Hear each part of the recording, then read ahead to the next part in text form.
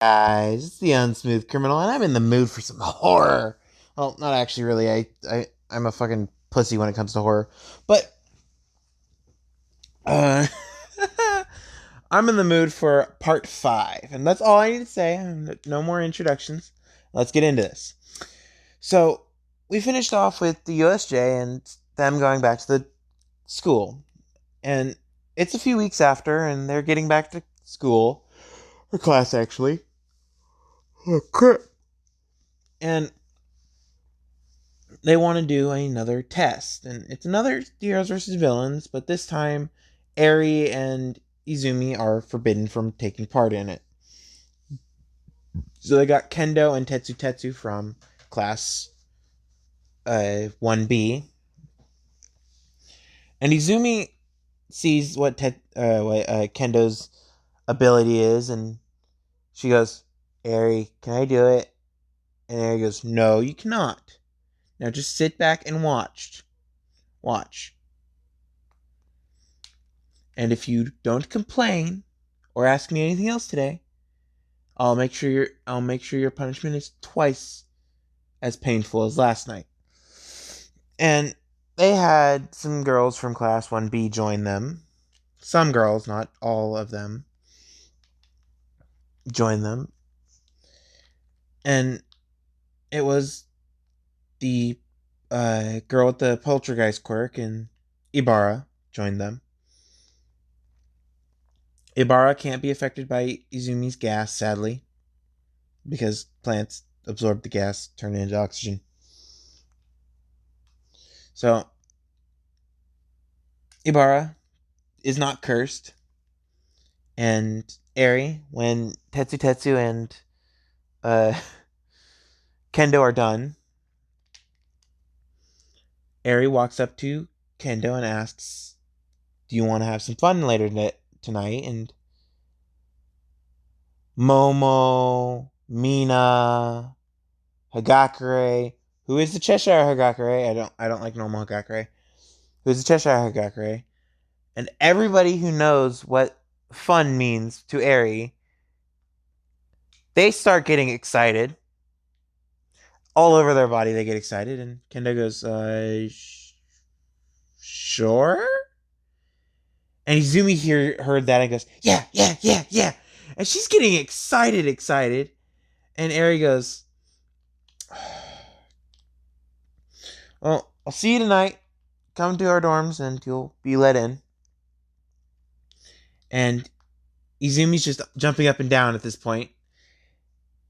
And Eri goes, you know that one kid that you've been looking at every once in a while? That has a really powerful quirk that can deal a lot of damage? And she goes, yeah. Eri goes, why don't you curse him? And she goes, oh,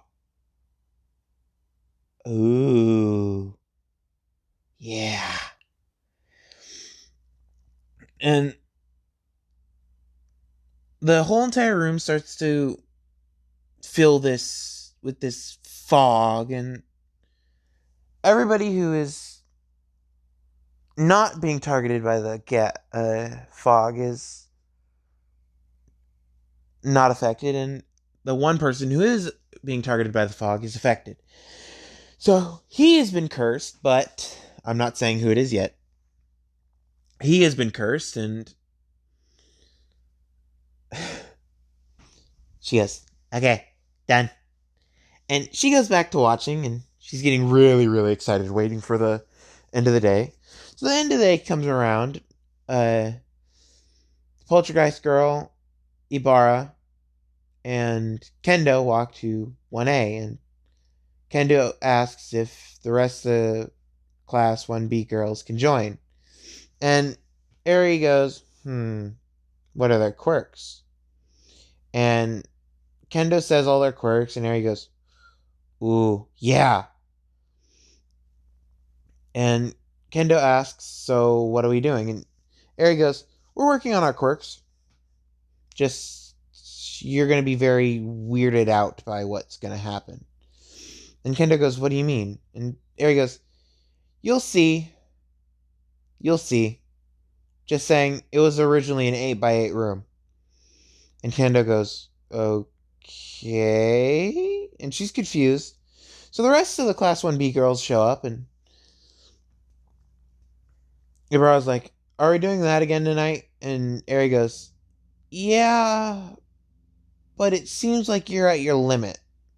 And Ibarra goes, my quirk sucks. And Eri goes, oh, whoa, whoa, whoa.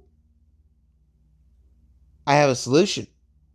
And Ibarra goes, okay. So Eri takes Ibarra into a separate room, and Eri uses her time manipulation to manipulate the vines on Ibarra so they're non-existent. And Ibarra goes, why did you do that? And Eri goes, now take a whiff of this. And she pulls out a little jar of the fog that she captured, and she has Ibarra take a whiff of it, and then she goes, okay, now it should take effect. And now, yeah, I'm going to give you your quirk back. And so she fast forwards um, Ibarra, giving her time. And Ibarra gains in strength. Her vines gain in strength because they're constantly sucking nutrients from Ibarra. But when she wasn't immortal, they weren't. So they had a limit to how fast they could grow and how long they could grow. So Ibarra sees how strong her vines are now and is like, oh my god, she's a miracle worker. And Eri goes, yeah, I get the original. Remember the deal? And Ibarra goes, yeah, yeah. So Eri leads them up to one room, and it's like a clown car for rooms. And Eri's like, we're supposed to fit in a tiny dorm room. And she goes, oh, it was 8x8. It was. And she just files everybody in, and she goes, once you get in, take a deep breath in and a deep breath out. And then you're good. And so Eri finally walks in, shuts the door, locks it, and they have fun. Just saying, Izumi climaxed a few times.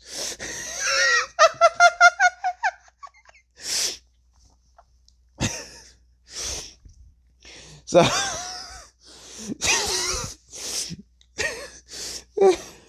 hold on, I'll be right back. So,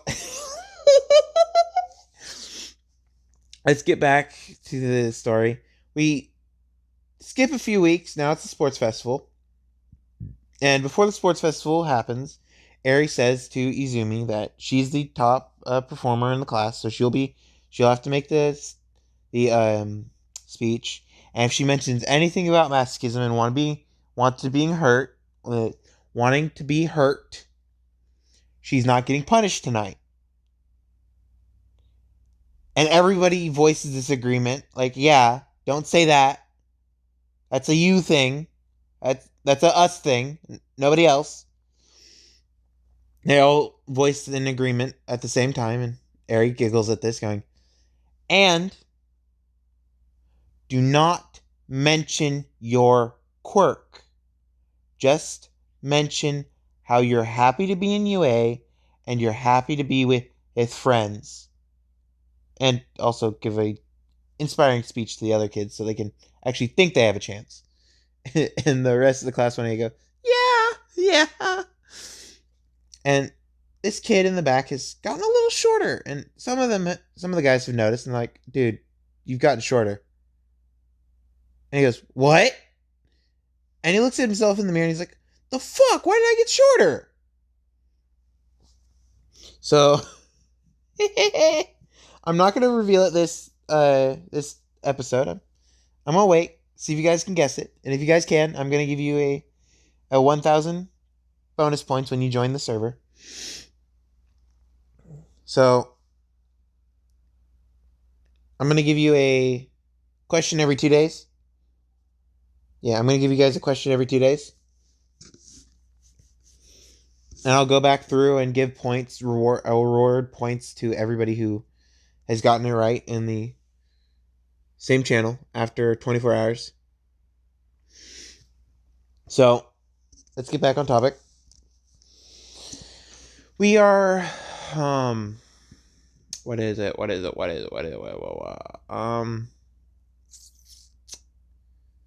We start the cavalry battle. She gave a inspiring speech to the rest of the classes. But Class 1B and Class 1A girls are like, we're going to win this no matter fucking what. So, haha. Sue is ripped. Hagakure ripped because, Eri kind of helped with the figure. Mina ripped.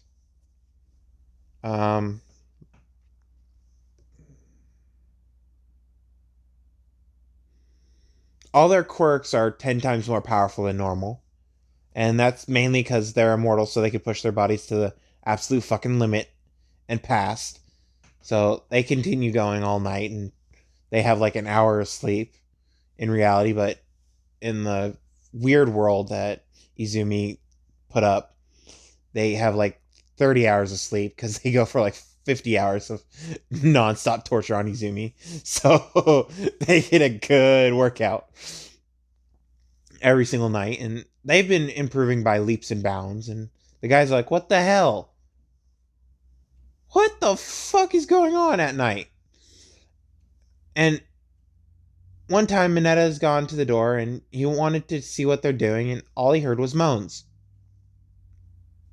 It's all he heard. So he started going perv and he saw ass, so he ran away. He's screaming. And he doesn't see his own ass anymore because he's used to that now. He sees another ugly man's ass, a Ren one. That's even worse than his. So, oh crap, I'm yawning again. Fuck. So, Eri walks up to Izumi before they could start, and she says, no using instant teleport for the entire distance. Short bursts are fine. No going all the way to the end immediately. And she goes, what? He said if I win, I get one extra punishment. And Eri goes, yes, but no using your quirk to max, because no one can handle you at max yet. She goes, aww. And she has a very thin outfit made out of her hair from her school uniform. Her school PE uniform is made out of her hair, so it's indestructible and doesn't block any damage whatsoever. So it deals maximum pain. So before Todoroki could even stomp his foot when Mike says go, Eri's already at the end because she used her quirk to run and do the entire course because she has time manipulation. And Izumi is blinking constantly all the way to the end. Except for the minefield. She stepped on every single one of those mines. And Aizawa sees this and goes, oh fucking god. And she mics down to Midnight. She's doing it again. And Midnight goes, I know. And she didn't just step on them. She gathered them up really fast and pointed them all at her with her shadow arms. And they all blew up right on her. So she had the absolute most concussive force you could possibly do from those mines. And her entire skeleton went shattered. It went and just shattered on her. And she just hit climax immediately from the amount of pain she felt. And Eri's like, oh my fucking god. They saw this too. They're like, what the fuck is she doing? And Aizawa goes on the mic and says, her quirk is so strange that the downside is her being a masochist. And he says, and she's not just a normal masochist that likes getting whipped every once in a while. No, she gets whipped every single night. And she wants it.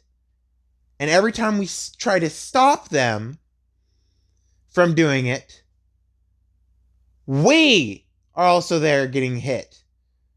And I don't like being hit, so I don't stop it. And he goes off the mic, and all the heroes are like, what the fuck is going on? What the fuck? And Izumi just teleports there and goes, he spilled the beans. Can I say it now? And she goes, no. He didn't say what your quirk is, so no. And she goes, aww.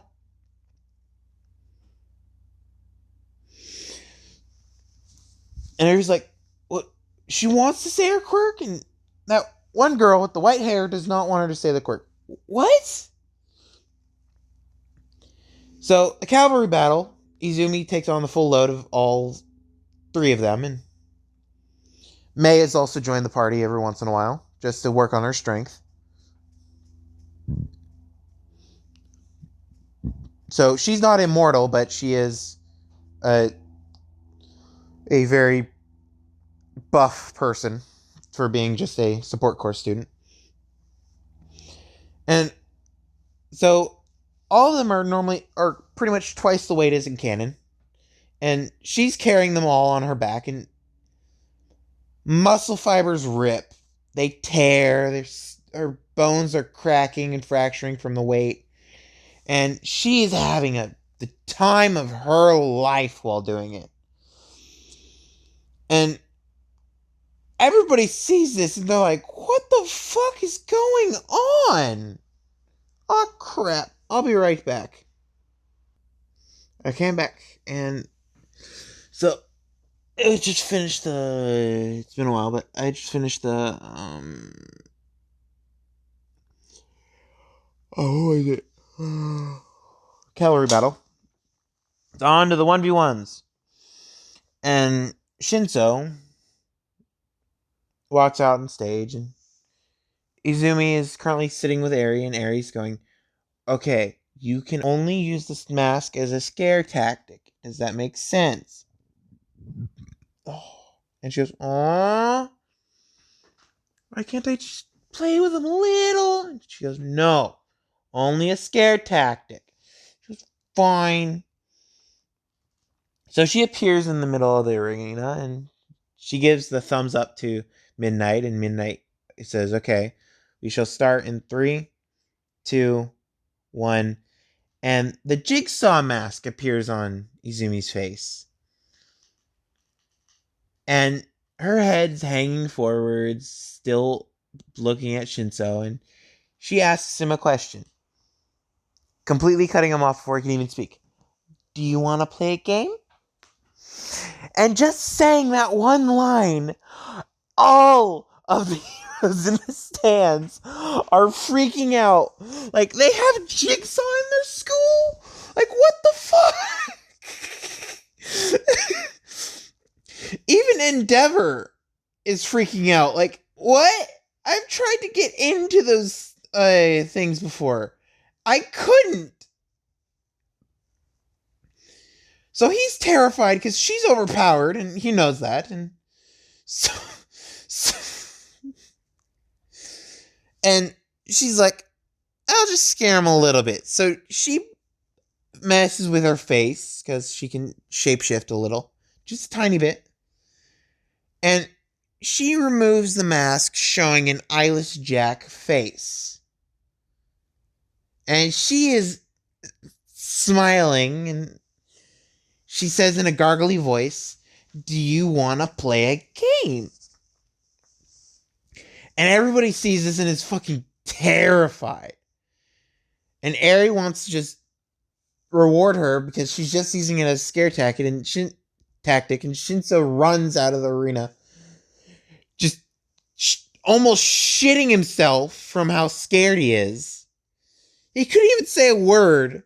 And so she puts the mask back on, the mask disappears, and she teleports up to Eri, and she hugs Eri, saying, I did it! And he goes, good job. Now you have to fight the half hot, half cold dude. And she goes, yeah. It's gonna be fun. And she's thinking about the feeling of frostbite and the feeling of 5th degree burns at the same damn time.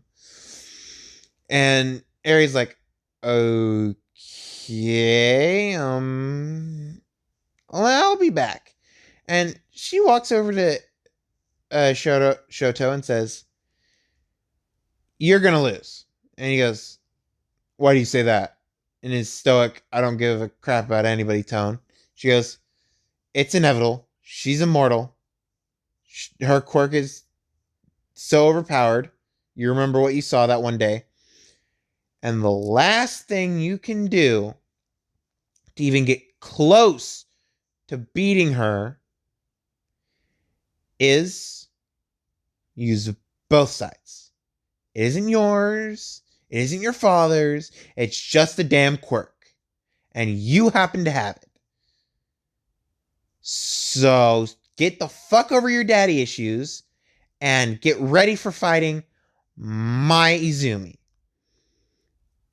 And he goes, Jesus fucking Christ, you're rude. And she goes, I don't give a shit what you think about me.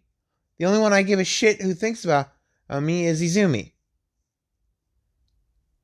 Mina could fucking hate my guts. I don't give a shit. And she goes, I don't. And she goes, thank you, Mina. But I honestly don't care. And Mina goes, I know. And she goes back to talking with Shoto and says, your father doesn't define who you are. So if you want to be better than him, then he kind of does define you a little, but not to an extreme. So, yeah. And it's starting to get through his thick skull of, oh, my fire is my fire, not his fire. So, it's called Eri Aizawa and Bakugo Katsuki. And Izumi goes, good luck. And she goes, I will. And it looks like she teleported, but she actually froze time for everybody and walked there. Because she would have been late if she didn't. And so she's there before Bakugo, and Bakugo flies down with his quirk, showing how impressive it is. And he's like, you're gonna lose. And she goes, hey, yeah, that's what you think. And Izumi is thinking of what, if Eri wins, what she'll do in their fight.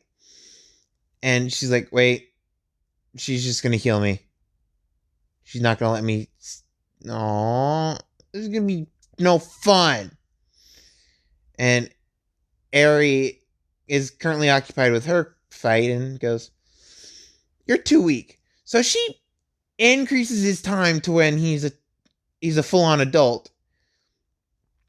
And he has his full potential, and he's grown. His clothes are his size. And so he starts popping explosions, and his body's would be used to this amount of pressure from his explosions.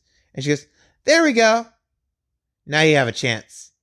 It's a slim one, but now you have a chance. And so they start fighting. Eri absolutely whoops his ass. And she reverses his time, taking the time back.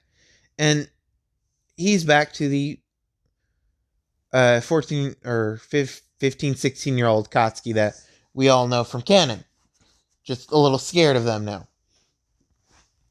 So, it's now on to the Izumi Todoroki fight. Izumi Todoroki fight. And Izumi is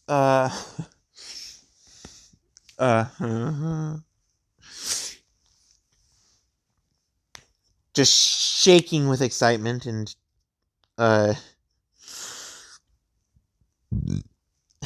anticipation.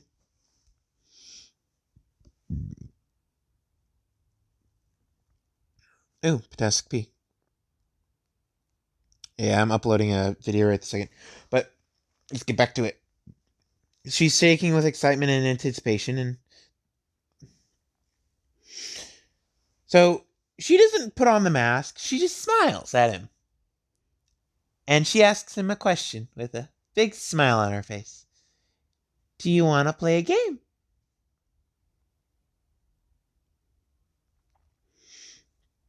And Eri has found out a little trick with Izumi that if you say, I reject your reality and substitute my own, Izumi's mentality changes a little.